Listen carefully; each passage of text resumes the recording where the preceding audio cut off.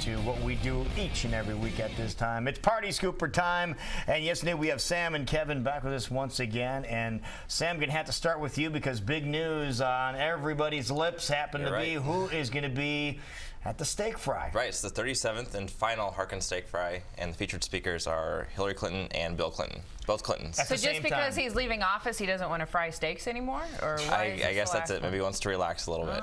Maybe he'll just roast corn. He'll come back and roast corn. But Bill's been here before. He's been at this steak fry before. This is Bill's fourth steak fry, and it's Hillary's second steak fry. So obviously they're familiar with it. They're longtime friends with Senator Harkin. So I think it should be a really good event. It's September 14th in Indianola. Well, Iowa was kind of thinking Hillary didn't like us for a while because she hasn't been here for quite some time. 6.5 years.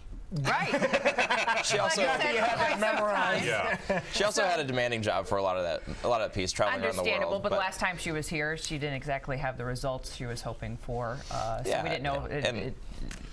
Well, I mean, initially, leading up to the 2008 campaign, everybody thought Hillary was the inevitable Democrat nominee, and then of course Barack Obama rose out of nowhere and took the country by storm. Hillary actually finished third in the Iowa caucus, so very disappointing performance for her. She has not been back since that night, so over 2,400 days. And now it looks like the Democrats are basically trying to clear the field for her in this presidential race. I don't think that's it. I think the reason she's coming for this event is because again, she has been friends with the Harkins, both Tom and Ruth Harkin, for many years, and she sees that this is an opportunity. Both her and Bill see this as an opportunity to really help Democrats in 2014. This is less about 2016. I know that's what everybody wants to talk about, and everybody wants to read into it that way. But this is about putting on an event that is obviously high profile, that really energizes Iowa Democrats ahead of 2014. And this is how we help elect Bruce Braley, Jack Hatch, just getting really everybody on the same page and motivated as we And it's a pretty big deal for Senator Harkin because he's one of the most respected people, period. Right. He's obviously... By some. By most. So you're saying there's no agenda, she's just coming to have a steak and rally the troops? The main goal of this is to rally Democrats ahead of 2014. This isn't, I think a lot of people obviously will want to read into this further, but I think that's the main goal. That's why Iowa Democrats are so excited about this event. That's why Harkin's excited about this event, because it's, it's obviously going to be big. It's really going to be a way to get. Well, they are a power couple. Wherever they go, they do draw attention. Anytime a politician comes to Iowa, it's to enhance their national stature. And we all know Hillary is interested in running for president. We know the Democrat Party, a lot of senators and Congress people have already endorsed her. So you can't say this is all about 2014. A lot of it is also about 2016 and finally stepping foot in Iowa. The question is, will she actually do a caucus campaign in Iowa? Will she visit the coffee shops and open herself up to meeting voters and shaking hands and appearing on Great Day, which of course should be a prerequisite. Exactly. We've reached out, so we'll see what happens. Yeah, and like I said, they have kind of started to clear the field for her and said, well, she's our candidate, and which we've seen lately with the Democratic Party, especially here in Iowa, that seems to be their modus operandi. They did it for Bruce Braley, they did it for Stacey Apple, instead of letting the voters pick the nominee, they do it in a smoky-filled back room.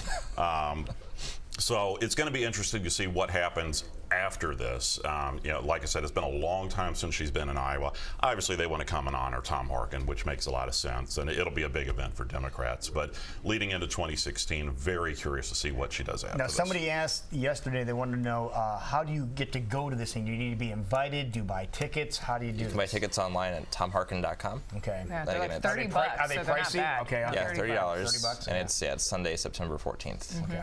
That'll be interesting. Last time we had a caucus here, I changed my party affiliation to caucus for Barack Obama in an effort to keep Hillary out of office.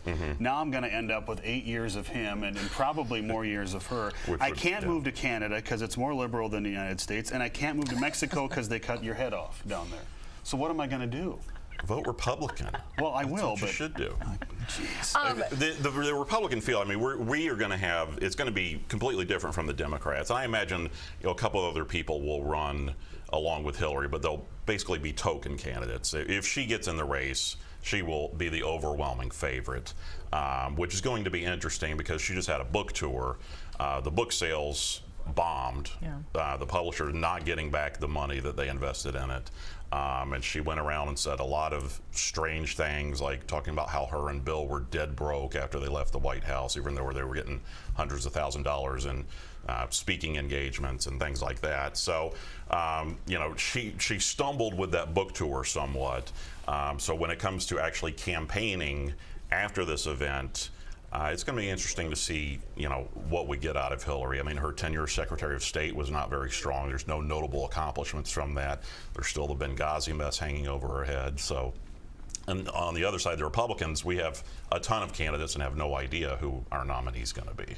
So a lot of big ifs still. A lot of in big place. ifs. Of course, one of them, Rick Perry, who was here last week, campaigning for Republicans across the state, ran into some trouble. He's been indicted by this group in Texas. Is he going to be out of jail in time to run? You know, That's 109 years possibly. That's a long time. Yeah. This thing is a sham.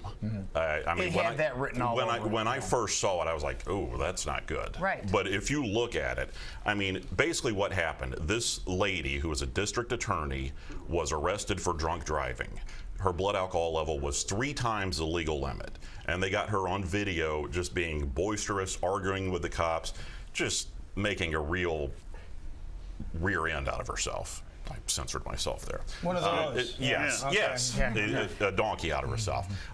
You know, it did not look good. So Perry, and she's a Democrat, and Perry said, you know, I think you need to step down. You've disgraced this office. And her office kind of oversees the state integrity issues with other you know, elected officials and whatnot, and he threatened to veto the funding for her office if she didn't step down. She refused, so he followed through on that. And even Democrats are looking at this and saying, this indictment, David Axelrod, who's one of President Obama's top advisors, said this is sketchy.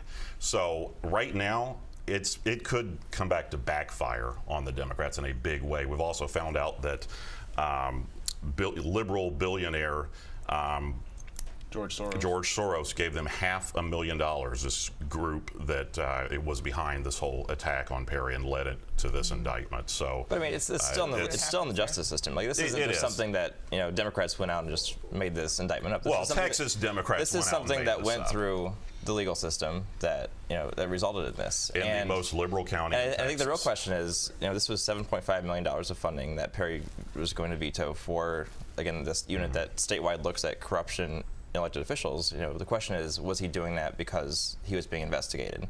You know, that we don't know a lot of it because again, it's in the indictment still. But was he doing it? No, he he said he was going to do it because the lady was an embarrassment to her job. And if you look at the Texas Constitution, he has every right to veto funding if he wants to. But he's vetoing it specifically for investigating corruption.